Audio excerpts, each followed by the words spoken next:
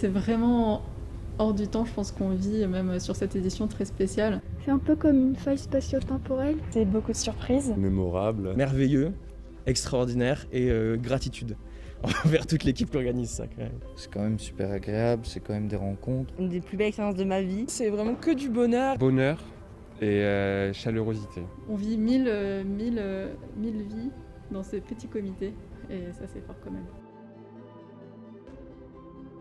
Déjà une grande chance de participer en tant que jury étudiant. Cette année, avec le Covid, on n'était qu'avec le jury et certains organisateurs du festival. Donc il n'y avait pas du tout de public extérieur, tout s'est fait en ligne. On s'est parlé un peu plus tôt sur Facebook, on a fait déjà un petit groupe pour se parler. Et puis surtout, en vrai, je sais pas, je trouve ça, on se combine bien parce qu'on vient tous de milieux différents. On n'a pas forcément la même histoire, etc., ni même les mêmes goûts en termes de cinéma.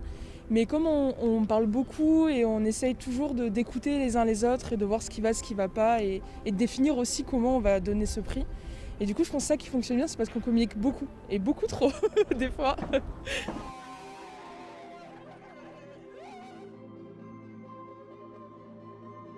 Samedi, quand on est arrivé, on a fait la première séance. Ça faisait 3 mois qu'on n'y était pas allé, 4 mois. Ça fait tellement de... on a l'impression de revivre, vu qu'on est passionné de ça. D'un coup, on retrouve le plaisir initial qu'on a à voir des films. 78 courts-métrages, on a dû sélectionner un. Et du coup, beaucoup d'expériences différentes, beaucoup de cultures différentes. Je trouve qu'il y a une différence en tout cas d'être en tant que public et en tant que jury. C'est des expériences complètement différentes, mais qui l'une se complète à l'autre. Je pensais pas que ça allait être autant intense, de regarder autant de films. C'est dur un peu de laisser son œil de spectatrice pour avoir un œil un peu plus critique. Donc des fois on se laisse aller par des gros coups de cœur, mais faut rester clair avec soi.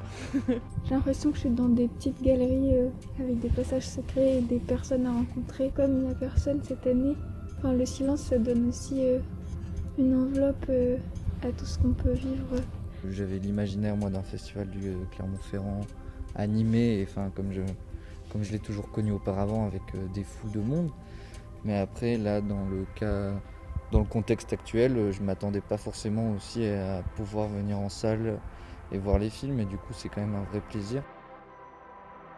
On essaye d'échanger les uns avec les autres, les unes avec les autres, pour voir s'il y a des films qui sortent du lot, si on est un peu tous en attente d'un Graal qui sortirait de manière uniforme pour tout le monde. La délibération, quand on a tous trouvé, on a décidé de choisir un film. En fait, on était tous d'accord, on avait tous autant aimé le film et c'était super beau de voir qu'on avait vu plein de films avec nos regards différents. Il y avait certains où on avait vraiment des gros désaccords et un où vraiment ça a fait l'unanimité et c'était un peu comme une évidence. Et ce moment-là juste de joie intense où vraiment on s'est tous serrés dans les bras.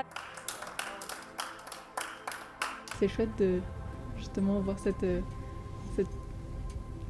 des liens qui arrivent à se créer entre les personnes et entre les films. Le plus surprenant dans cette expérience, c'était de voir des gens aussi passionnés de cinéma, quoi. De voir que les gens ils sont curieux de voir des choses différentes, de parler des films. Ça, c'était vraiment le plus surprenant. C'était une édition différente, mais en même temps unique en son genre, quoi.